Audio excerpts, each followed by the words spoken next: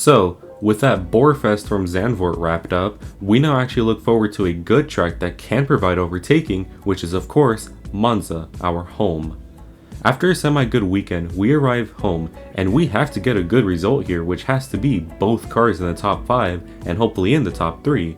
But after some rumors leading into the weekend courtesy of journalist and Alonso, I am filled with delusion, so expect the predictions to be very, very foolish. Anyways, Zandvoort was a snoozer, which I predicted, so I'm predicting again here that this race, mark my words, will be the best race of the season so far. Yes, even better than Canada, even better than Silverstone, even better than Spa. So having said that, let us discuss the upgrades the teams will bring to the grid this weekend, as well as us discussing the rumors and dramas surrounding certain teams coming into the weekend, and of course, let us make some extremely delusional predictions for the race. And also, quick thanks to all those in the flock, and if you haven't joined the flock, what are you doing? Anyways, enough yapping, and let us begin the weekend preview for the 2024 Italian Grand Prix. And as always, let us start with the upgrades the teams will be bringing to the race weekend, and these are speculation based on rumors and statements made by teams, so basically the teams that didn't bring upgrades last week will be bringing some this weekend, which means that from Baku onwards, game will be on. Anyways, let us start with the lower dogs bringing upgrades, and we have Gambling Live Streaming F1 team. They won't improve. It is honestly just astonishing how bad they are. I mean, they have brought upgrades after upgrades, yet barely gain a second on anyone, and to be honest, it's not even funny anymore. It's just sad. I want better for them. I swear, the only thing they have fixed were the bad pit stops, so I guess the only thing left to add is just how bad I feel for Nico Hülkenberg and whoever is forced to suffer in damnation alongside him. Next up for upgrades, we have VCARB, and this makes sense since this is their home track too, so it makes sense logistically. Anyways, now they are bringing upgrades to get ahead of Haas, hopefully, so let us see how they'll inevitably fail to do this since both teams just love to disappoint lately. However, I do think they will do good since nothing really sticks out on the track that will not suit their car, so I predict double points for them. Also, this will likely be one of their last packages of the season, so this is truly their time to lock the hell in and secure 6th from Haas. Next up in no man's land, we have Aston Martin, and I know I keep saying it, but seriously, what is going on with them? At this point, it's just expected for them to be nowhere compared to others. But anyways, they're hoping to find performance through corners and gain some top speed, since the car is really unoptimized, and it is clear that the car can be better optimized, especially through the aero on the chassis, which, you know, funnily enough is like 80% of the car. Another upgrade they should consider though, is getting rid of the Stroll problem, since I have a theory. The team, according to Buttcrack, is centered around the Nepo baby, and we see how garbled the guy is, so what if they are taking car data from him, and with his 2 brain cells not knowing what a car is, I doubt the data is even helpful or even valuable. So do the upgrade AMR, which of course means pulling the plug on the Nepo baby. Anyways, we have the big dogs now, and first up, we got Red Bull, but these are mainly track specifics, and I expect Red Bull to be closer to the front than they were in Zandvoort, since while Max had a great race, they're still so far behind Merc and definitely McLaren, but I do think the car will be closer, since the car at this point hates all types of turns and corners. So I do think they will get something yummy out of this weekend, so you will have to wait for my predictions to see just how good they will do. Next up, we have Mercedes, and while they still are competitive, Zandvoort was maybe a wake-up call that upgrades still matter, since McLaren gained so much ground with their fair upgrades. Anyways, Mercedes are looking to bully their way back to the front, and while I don't think Monza will suit them well, I do think some good could still happen for them. They probably want to increase their top speed through better aero, since you have to consider the tracks coming up as well, such as Baku, Coda, and Mexico, and we do know that the top speed is a weak point with the car, so these upgrades are vital for the rest of the season. Can they cook? Finally, we have Ferrari, and we are bringing a rocket ship and attaching it to the back of the car so we can win the race and win Baku 1-2 before other cars even complete lap 3. Delusion aside, we're bringing crucial upgrades here similar to Imola in Spain, since logistically it makes sense again since we are based in Italy, but also because we need the crucial upgrades. The Imola package barely added anything, and the Spain package killed all of our momentum we had prior to Monaco. So, with 9 races left and a gamble on putting the car back to the front, I know deep in my heart we will win everything there is left. My life and sanity depends on it. Anyways, we now have the drama to talk about, and coming off of Zandvoort, there is surprisingly a lot to talk about. First up, we have the big news that James Vowles is ordering a hit on Logan Sargent so we could put another driver in for the remainder of the season. Look, he is underperforming and costing the team a lot, but you get the feeling that this feels much worse than when Nick de Vries got dropped last year, since the man is truly trying his best, and yeah, he is not cut out for F1, but they can at least respect their part of the deal. Plus, it is honestly disrespectful how Williams are treating him, since they posted a video that was basically the team cheering that he is leaving, not that Sainz is joining.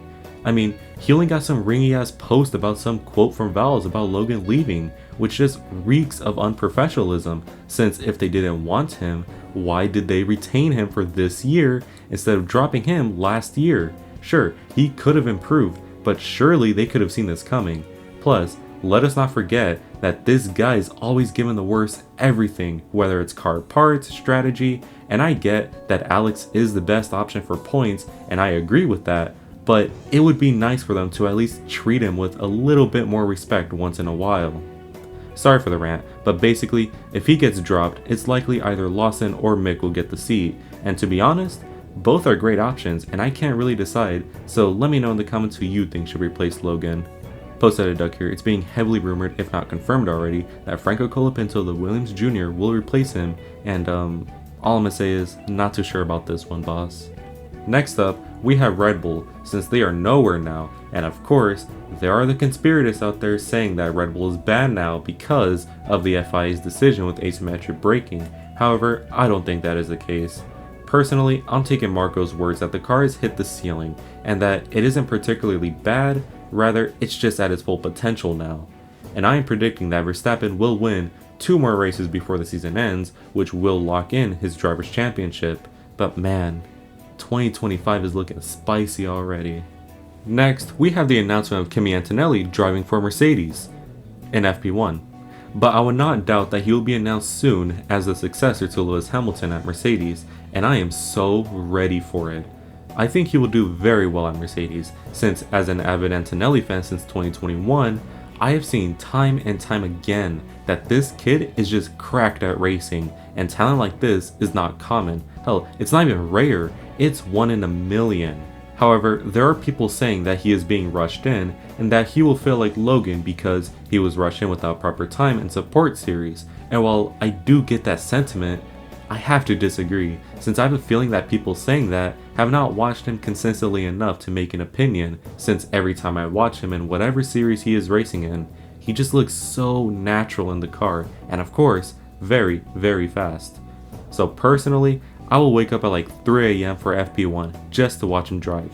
Finally, I quickly want to talk about how I think the rest of the grid will look like in 2025, since Dylan was finally announced for Alpine next year, so I just wanted to share who I think will fill the remaining seats. So first off, the remaining seat at Gambling Live Streaming F1 team I think will be filled by either Mick or Bortoleto, since if Mick replaces Logan at Williams and has a good showing, he can get the Sauber seat, and with Bortoleto, Alonso is pushing for him to get to F1, and personally, I think he is ready considering the Sauber will likely be slower than a 2002 Honda Civic. Secondly, I think the VCARB seats, and yes, seats, will be Lawson and Hadjar, since I confidently think that Checo and Ricciardo will get the boot, since Daniel only has 3 points finishes this season, and Checo kinda speaks for himself.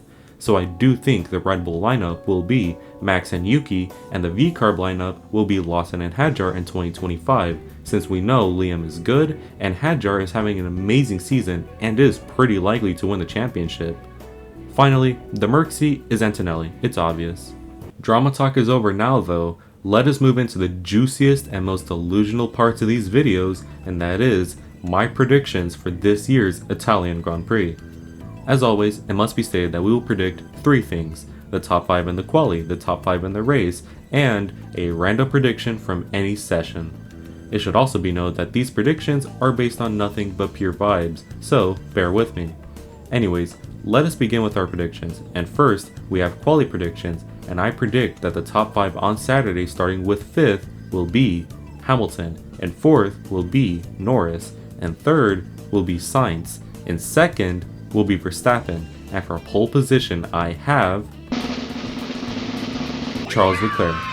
Now for the race predictions, and I think the top 5 for the race starting with 5th will be Oscar Piastri, and 4th will be Lando Norris, and 3rd will be Max Verstappen, and 2nd will be Carlos Sainz, and the race winner will be Charles Leclerc, and mark my words, the championship starts now.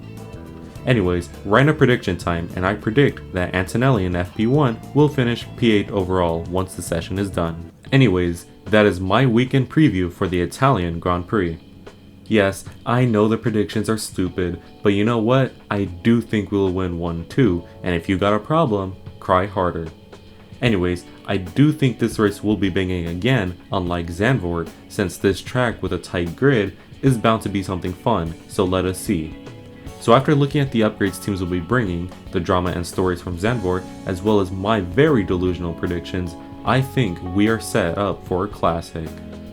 Anyways, if you enjoyed the video, make sure to like and subscribe since that would greatly help me and allow me to create better content, and let me know in the comments what your predictions are, and as always, have an amazing day. Good weather for the duck.